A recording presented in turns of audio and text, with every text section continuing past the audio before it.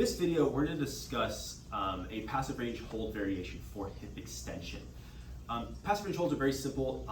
Take yourself into the range that you have available and then ultimately try to hold it in that position.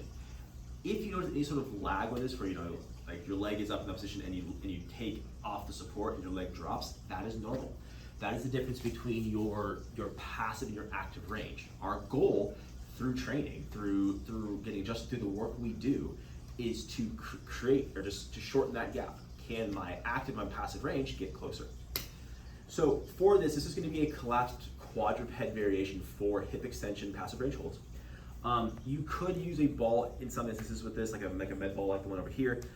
For this, I'm not going to use it just in terms of the demo. So for this, we're going to come down into this collapsed quadruped. So left leg is going to come up into a bit of a lunge, and I'm going to drop down onto this leg down in this position here. Now, if you need support, you can bring your hands out wide out here. From here, my toes are going to be up on, or my foot's going to be up on my toes.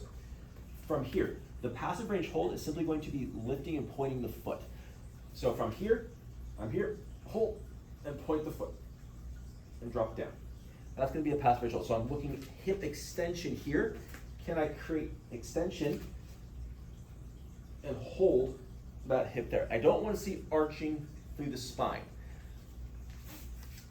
So when we add these in, these are traditionally going to be added in as a post aspect for some sort of work. So if we're doing hip extension pails and rails, if we're going to warm up going into some hip extension work in the gym, whatever it may be. But this is a really good way to challenge that passive range of hip extension. If you guys have any questions, let us know.